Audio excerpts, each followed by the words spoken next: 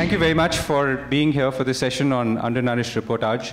We're going to focus on 3 areas broadly, which was kindly pointed out to by my fellow panelist here, that as the areas that we could focus on for discussion. So one is to understand why is health reporting where it is today. The second is to broadly talk about what are the reasons why the quality or the quantity of reporting is not as much as we would expect, and we should obviously touch upon why we would expect more of it, and that's very important. And the third part is really how do we improve it, and in what direction do we improve it? Do we go deeper? Do we go more deeper into, let's say, areas like tuberculosis or cancer, or do we go wider, cover more disease conditions? So that's the landscape that we are covering today. And what I'm going to do is I'm going to ask each of our panelists to speak for about 1.5 minutes or 2 minutes to define the landscape as they see it from their vantage point. Our panelists have come from somewhat diverse backgrounds. We have Dr. Paul from government, Amy is a journalist, Samar is a journalist, Dr. Ravi is an academician would be the right word, yeah, and Dinesh is a journalist again. So let's talk about it, but I think the key question we are going to address as a sort of the umbrella question over the subset of 3 that I already outlined is why should we do it? I mean, how do we benefit from better health reporting? I mean, how does the country benefit? How do we as citizens benefit? And how do our lives get better if we have better quality of reporting on health and health-related issues? So that's what we'll try and arrive at in the next 50 minutes or so, with questions as well. So can I ask Dinesh to start off from that side? So about 1.5 minutes to 2 minutes, yeah? Yeah, I think as you rightly said, media representation of health and illness shapes our understanding of health, illness, and health care. And that in turn, creates perceptions and leads to creation of health-seeking behavior. It leads to health beliefs and health attitudes, the kind of things which we, gather from people. Ultimately, it affects health practice and health policy. So the media representation is actually very, very important. It is something directly linked to our lives. I think that's one key point when we are talking about health in media. Therefore, it's can you illustrate that with an example? No, for example, if you take a most recent example of vaccine refusal in Kerala, it's a very, important issue in the sense that Kerala has a very high literacy rate. It has a very high penetration of media. Yet, in certain pockets of Kerala, and also parts of Telangana, people are refusing vaccination of their children. Why? Because they are gathering information from various sources. It is not just the mainstream media. I mean, when I'm talking of media, I'm also talking about a flow of information to people from various sources. And as we know, we have been discussing here past 2 days how important social media is. That's a critical, that's a, I would say, a major source of information relating to health. So people are getting affected from that. It's not the mainstream media which they are believing. So that's one example of vaccine refusal. Another example which I would give from Delhi is that whenever there is an outbreak of dengue in Delhi, the people go hunting for platelets. I mean, every case of high fever or suspected dengue case does not require platelets, but the kind of framing in media is that the moment you are talking of dengue, you are talking of platelets. So it is affecting the practice of health, it is affecting the beliefs of people. So you're saying things are framed in media. So your comment is on the quality of reporting as well as the... It is both actually. Okay. I mean, right now it's quality, but quantity also. There are surveys to show that, past 10 years, national newspapers, the front page of national newspapers, the health coverage is less than 2%, which is the Center for Media Studies. And the prime time coverage is 1.5% or so. So it is absolutely low if you are talking of quantity, but there are serious issues on quality. Quality as well. Okay, Amy? I'd like to start by saying that health is often seen as a kind of, actually, it's someone in my masterclass said it yesterday, it's like, oh, it's great that you're interested in this human interest topic, and it's often seen as kind of a soft topic and kind of not that important. The important beats in a newspaper are seen as the political beat, banking, infrastructure. I would argue that actually health is absolutely core to the prospects of India and its potential to really rise as an emerging power, as people in this country want it to. If your health indicators are bad, if your population is unhealthy, if many days are being lost, if lives are being lost too young because of poor healthcare issues, this is going to extract a significant economic cost on India, and India will not be able to reach its potential. And so when people talk about health as human interest or see it as a soft subject, I'd actually argue that it's really core to India's prospects as a society to kind of rise up in the economic and power ladder of the global community. Health tends to be thought of, from what I see of Indian health coverage, it mostly tends to be focused on an outbreak of a certain disease, like a disease has broken out, whether it's dengue fever or chikungunya in Delhi, or the Nipah virus in Kerala, and there's, everyone is upset because there's not enough hospital beds, or, in the case of Nipah virus, actually the Kerala state seemed to have handled, from what I could tell from here, they seemed to handle it really well. It was actually reassuring to see that they could actually, clamp down on a potentially very deadly and scary epidemic and prevent it from spreading. But essentially, health reporting seems to be kind of very reactive, and this disease has erupted, people are upset, what should they do? A few health tips, a few kind of bashing up that the hospitals aren't prepared enough.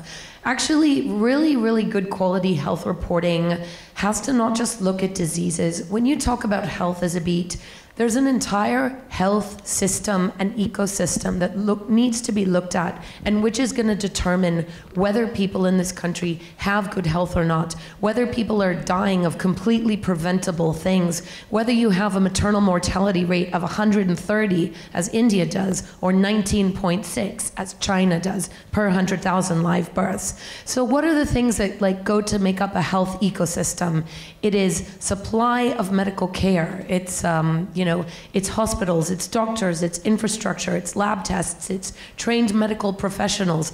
Very little is written about these issues, about the low ratio of doctors in India compared to the WHO recommendation, who's controlling medical education. Little is written about hospital regulation and the hospital industry and how it practices. So you have your diseases, you have your healthcare providers, then you have the big issue of healthcare finance. Who pays for healthcare? Who accesses it? Who accesses healthcare? People that are poor, they either go to public hospitals, or they go into deep debt, or going to some private clinics, or they go into deep debt going to some private hospitals, which is what Dr. Paul is now trying to solve with Ayushman Bharat.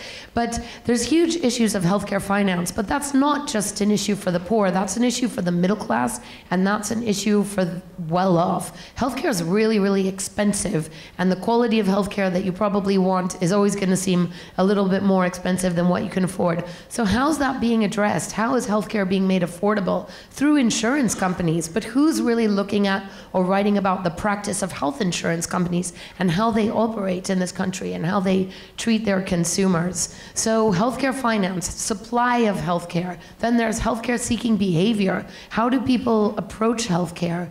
And then, of course, there's the science and the cutting edge of science and cross-comparative experiences. What's going on in India? Why are India's healthcare indicators so much poorer than, say, neighboring countries like Bangladesh or Sri Lanka? What's different? These are all really, really fertile areas for healthcare reporting. And I think any kind of serious effort at looking at the healthcare beat really has to look at the whole ecosystem in which health is going to be determined. So I'd say, don't let them tell you that the only thing that matters is roads and infrastructure. India will not prosper the way that it wants to if healthcare continues to be such a drag on the population.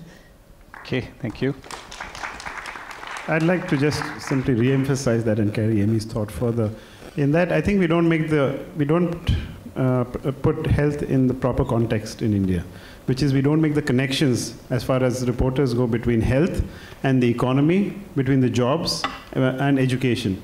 The reason we have such low learning levels, one of the reasons possibly, is that we have a lot of undernutrition, malnutrition. All that affects cognition, the cognitive learning. All that affects how kids grow up. It affects how prepared they are to enter the job market, the kind of jobs they get. So there is a stream of effects that begin from the primary healthcare centers and run all the way up to how the economy itself progresses. That's one thing. The second thing I think we need to emphasize is that health reporting in India is barely skimming the surface. There are so many connections that we need to make. As she said, for example, investigating public health centers, looking at disease prevalence, probing public spending. There is so much that needs to be done. I mean, we run as you know, Govind and I work in the same organization. We run a non-profit that is primarily focused on health reporting.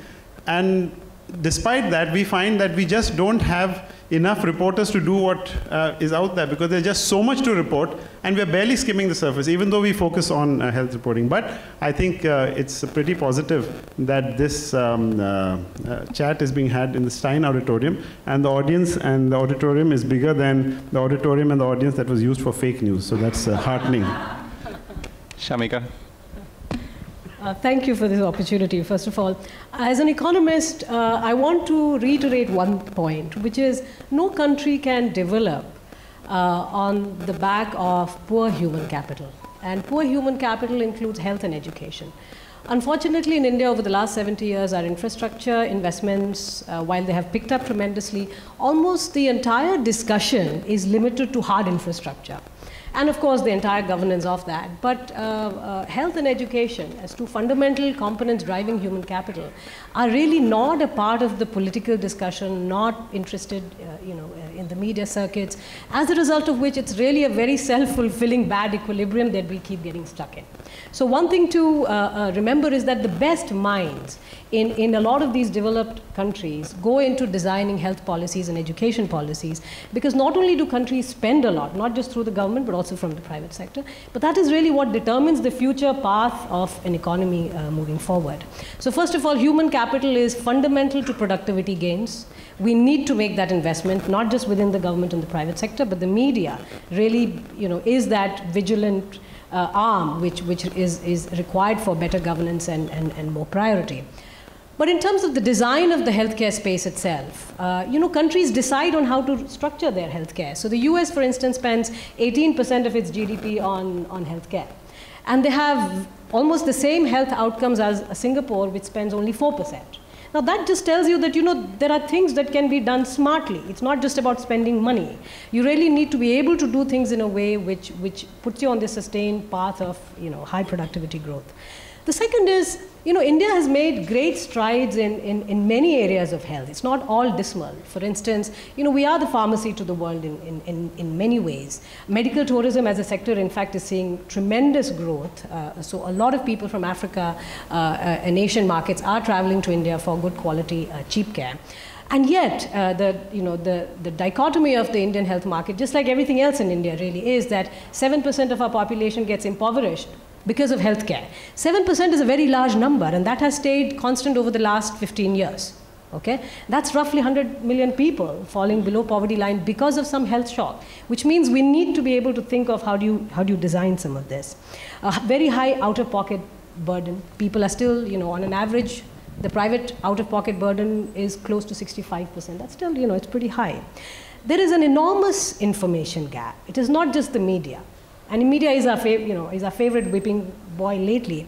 But legislators are actually quite ill-informed. The executive body is very ill-informed. Our best minds are not going into health care design.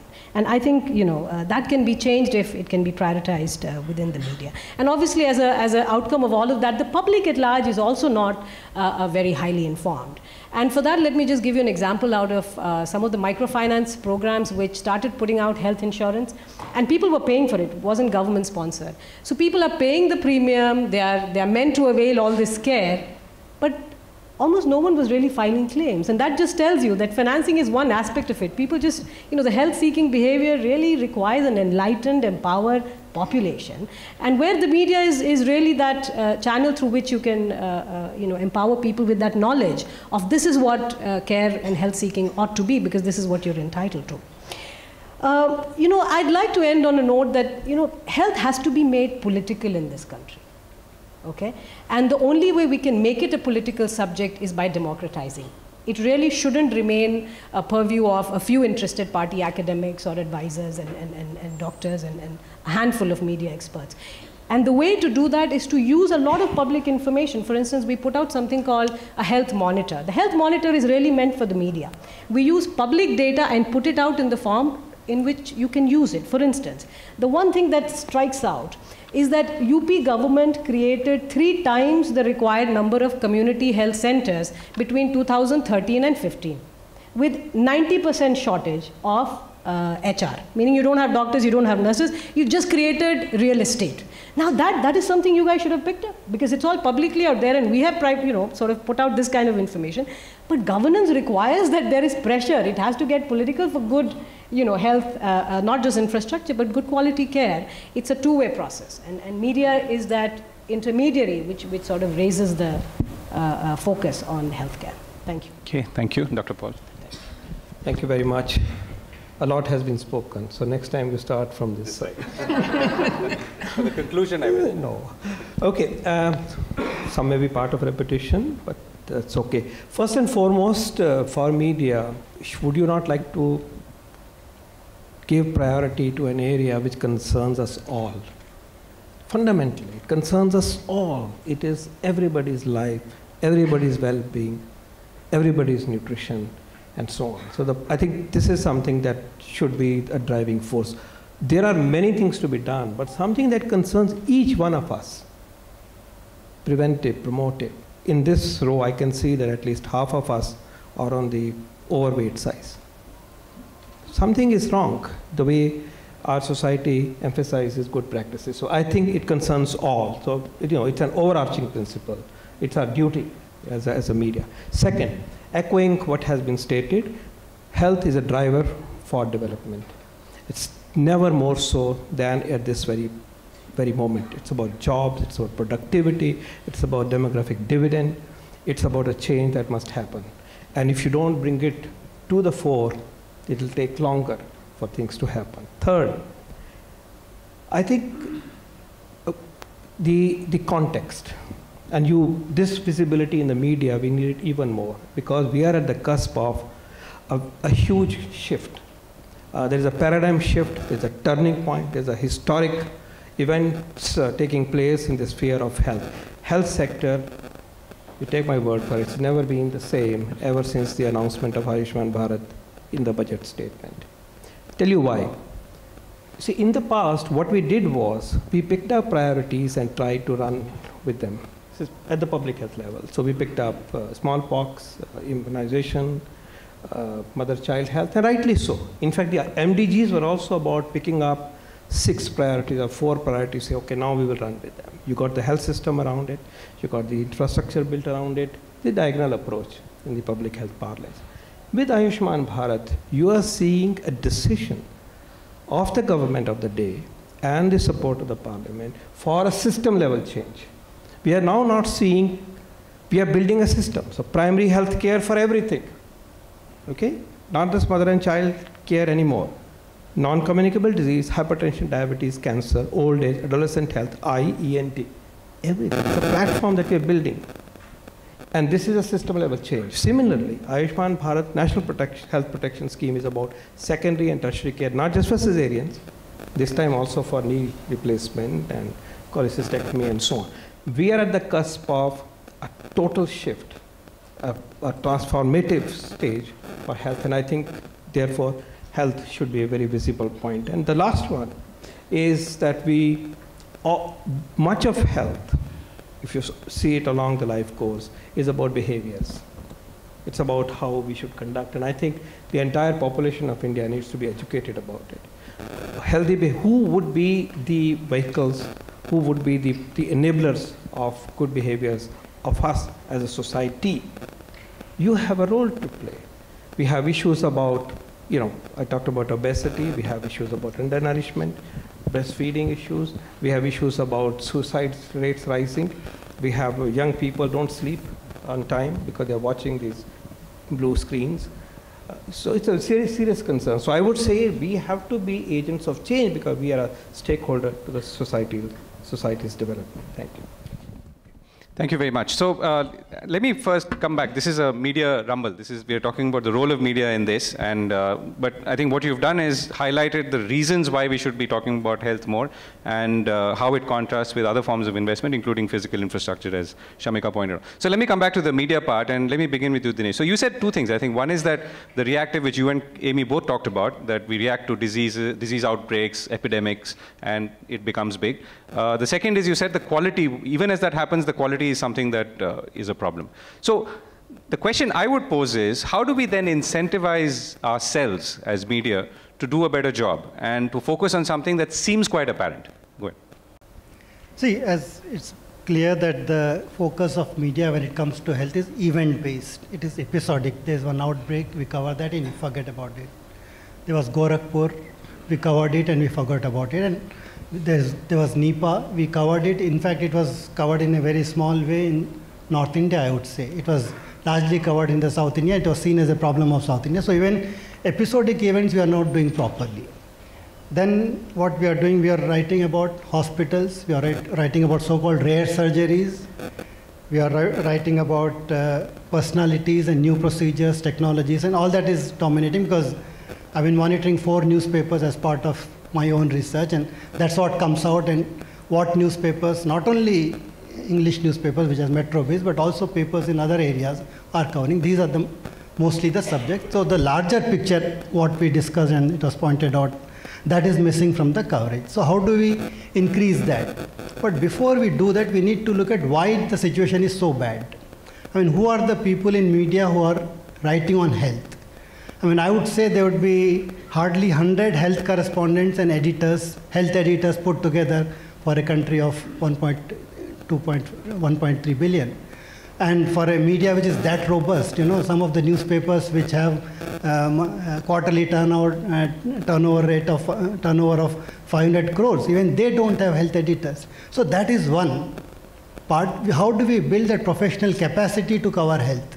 That is completely lacking in India, with some exceptions, I would say. I mean, there is Hindu, or there are, as I said, there would be hardly health people who are dedicated. So are you saying it's the desire that's missing or the capacity that's missing? Sorry, desire is there, because if you look at the newspaper coverage of health, there is health reporting. For example, if you take op-ed of #1 daily in India, it is full of health coverage. But from where it is coming from syndicated services, it is coming from NYT, it is all the Western wires.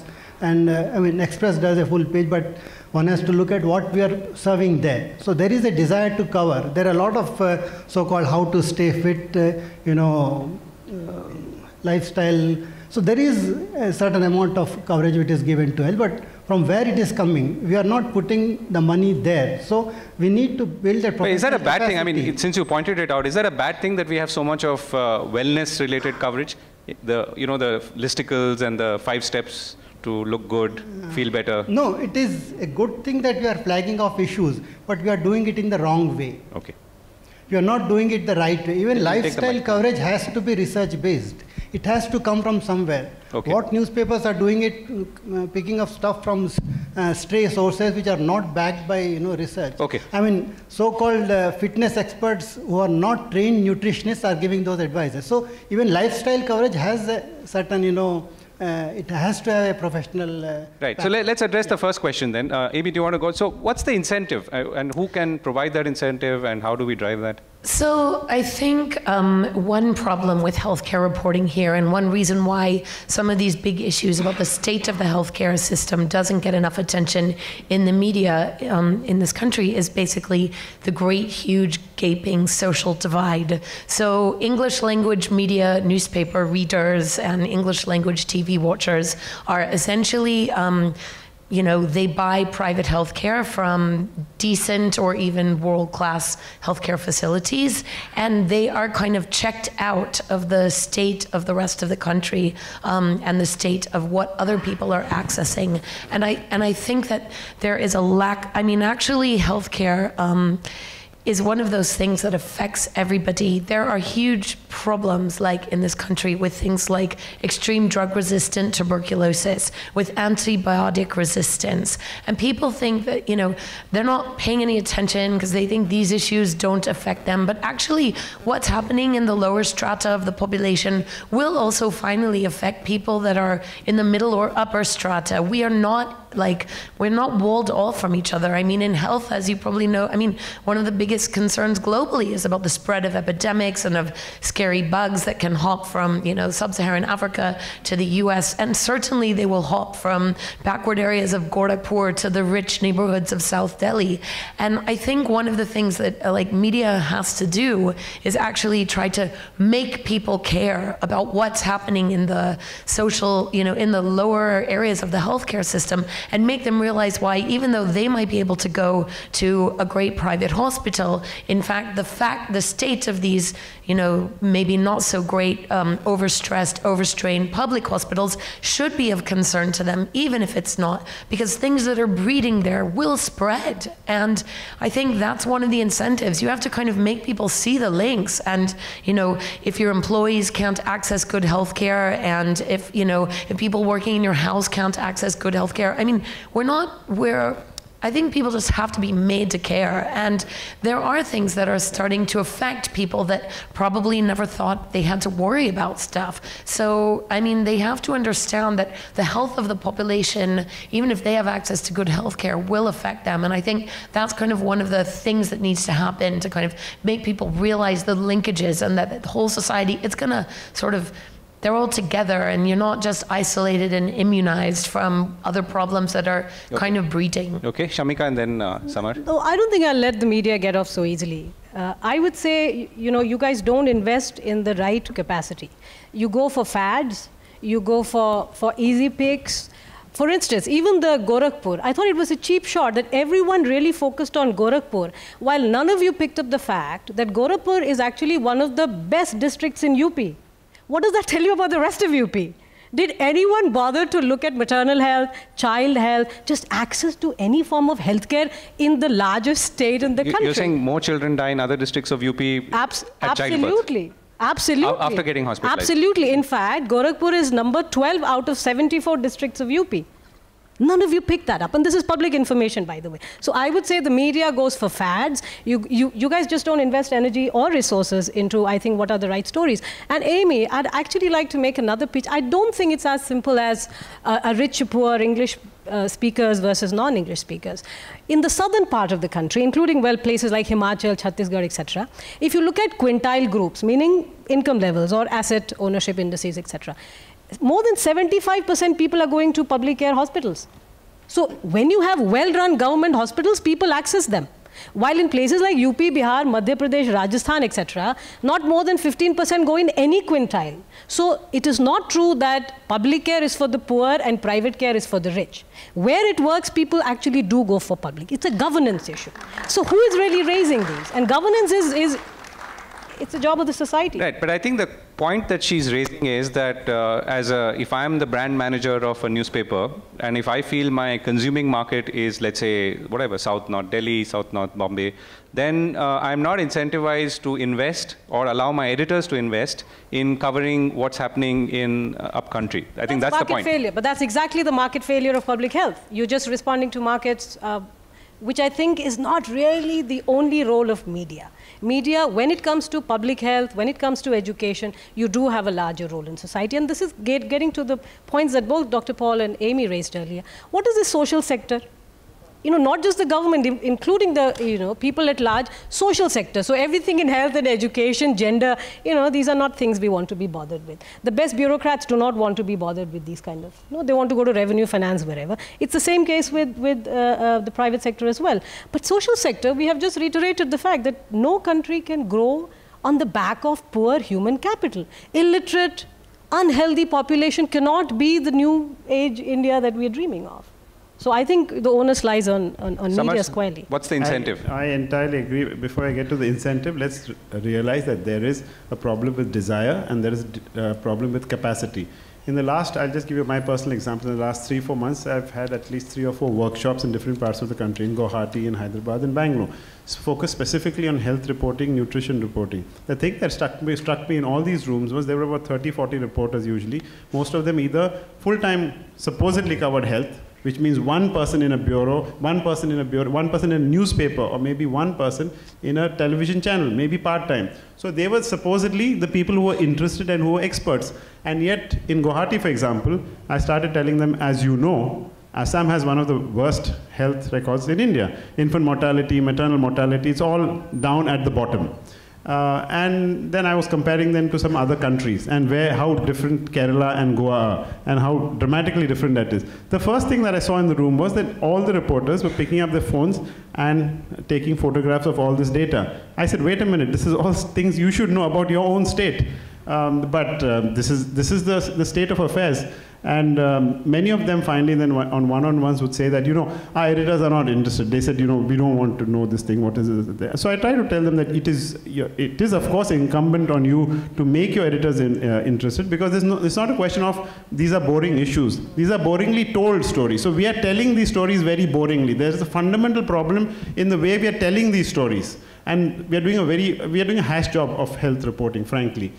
The other issue, of course, related to what she said, is that, sorry, what? No, go ahead.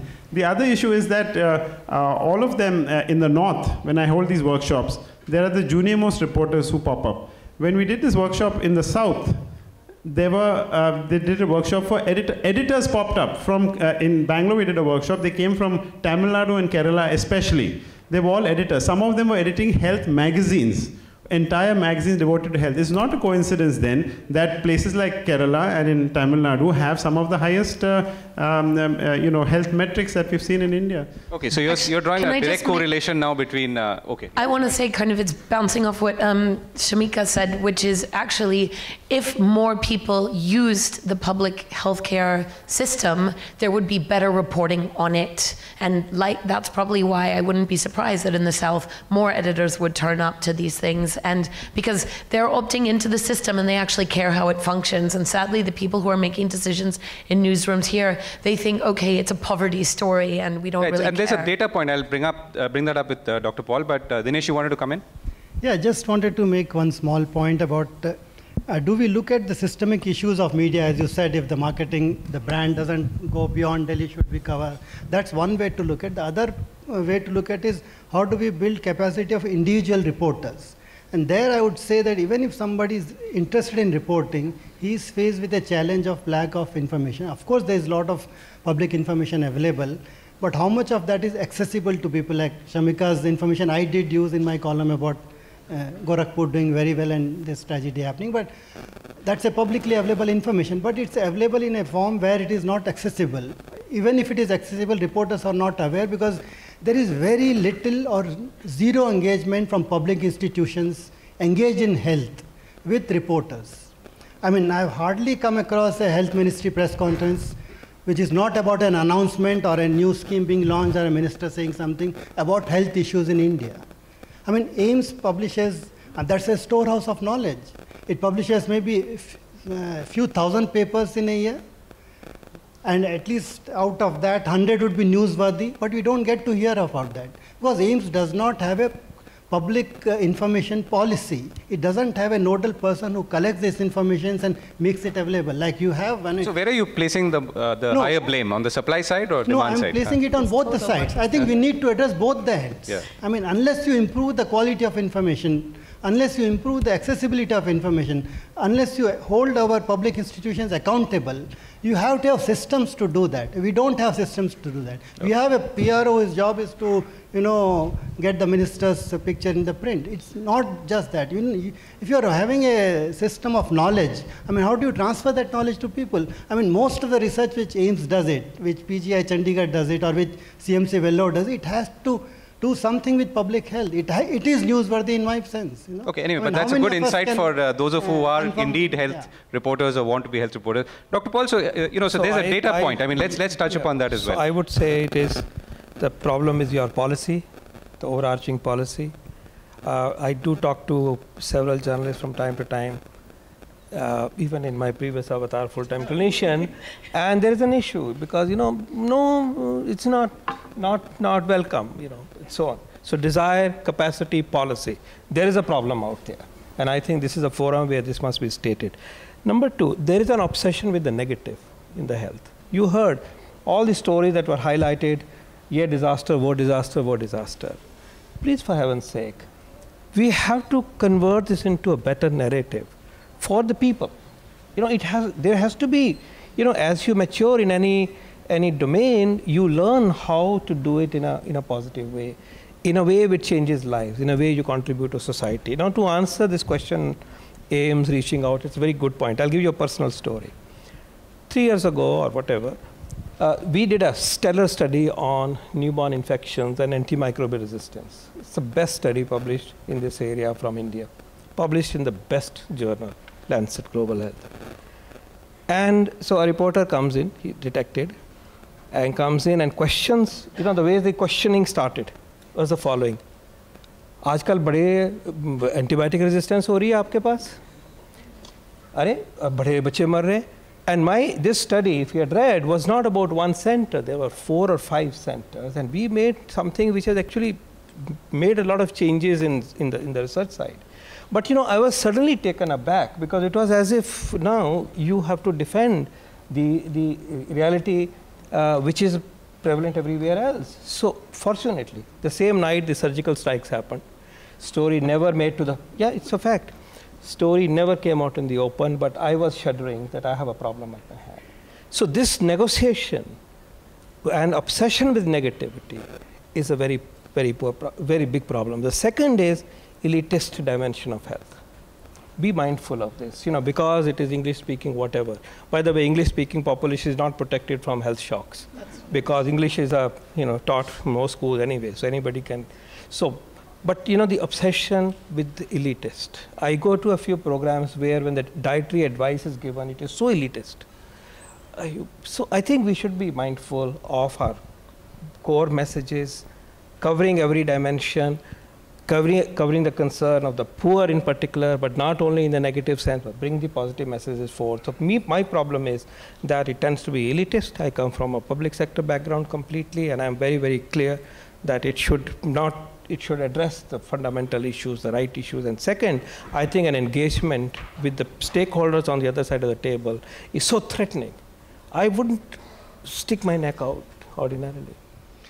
Okay, now the data part, so is there, just to kind of focus on the supply of data from your side, is there an argument that you could perhaps present data in a manner that is a little more dumbed down, easily consumable by media journalists, who in turn will transmit it to their audiences?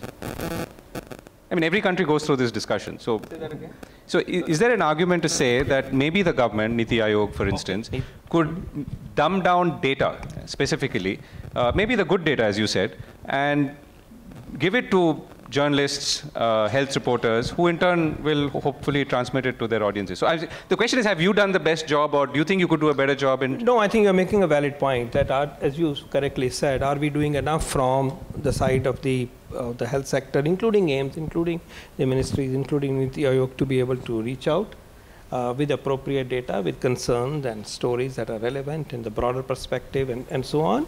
We need to do more. I think that's a very point well taken. In fact, Niti perhaps does a reasonable job of this, as I can see. But certainly, so much more should be done. The data is, so much of data is in the public domain. Nobody looks at it. You need only an intern to do this. A class 12 student can help us pull out all the data that you want tomorrow. Don't worry. So that which brings us back to desire. Let me comment on that. There are two aspects to this. One is, there's no question the data is out there. When I look at it talk to journalists, many of them do not know SRS data, NFHS data, that's fine. That's one bit of it. There's no question about it. I am the first person to say, yes, there's a problem with the way journalists do it. There is, let us recognize, a problem on the other end, which is in the medical professionals as well. The Indian Council of Medical Research, for example, has a variety of tremendous organized centers, laboratories that are doing great work. And again, I say this simply because I've done a series of 3 workshops with the directors of these centers. And the first thing that would happen in the first half hour would be immediate hostility. oh, you in some way you represent the media, this is what they did in so and so, yeah, this is what they did in so and so, what is the point of even talking to you? Once it starts, those conversations continue, then other things start coming out. Because when I go into the websites of all these places, they have fantastic studies, they have great information and great data. But where is that? They said, oh, that we are not responsible. You should talk to the health secretary. You should, they are the ones who are the bosses. They have to decide. So they're in the process currently of revamping that entire health system. That was supposed to be the outcome of these discussions. But that has not happened. There is a tremendous amount of data, there's a tremendous amount of research that does not get out at all. At all. It's just lying there. It's available. Journalists have to mine it. We don't know where to look at it, because if you land at the website of any of these organizations, the first thing you see a photograph saying, this is this week's Swachh Bharat program, and this is what was done. The directors, they're sweeping or something. You have to go into links and further into links, and then you start finding the peer-reviewed papers. There's a problem on both ends. Right. Okay, so we've established the demand and the supply side. We're also running out of time and time for questions. Yes, please. My name is Arundeep. So my question is to Dr. Ravi and Dr. Paul. So, Dr. Ravi, you mentioned that, health has to be political, so, I mean, so be it. I'm going to ask a politically loaded question. I have a very specific question about eggs. A lot of, most BJP-ruled states, except for one, don't give kids eggs in midday meal schemes or in Anganwadis, right? And eggs are pretty much a powerhouse of nutrients that you need for cognitive development, as he mentioned earlier. So as a member of the Economic Advisory Council to the Prime Minister, who's from the party that is not giving eggs to these kids, and as a permanent member of the Niti Aayog that advises the government, how important are eggs to you? Okay, we're talking about media reporting of health and not eggs, but we'll come back to it in a moment. Huh? Let me get the questions relevant to this discussion first. Yeah, go ahead. My name is Augustine. I have struggled with the same issue for many years in UP and Bihar, and can certainly vouch for Gorakhpur being a better district. What I want to flag actually 3 issues. Number one. One question. We're very short on time. Okay. Yeah? I'll make it one. Yeah. One issue that we have not flagged at all is media schools. That is the time to give the skills to look for health and where the data sources are. Okay. Will you allow me for one more? Okay, go ahead, yeah.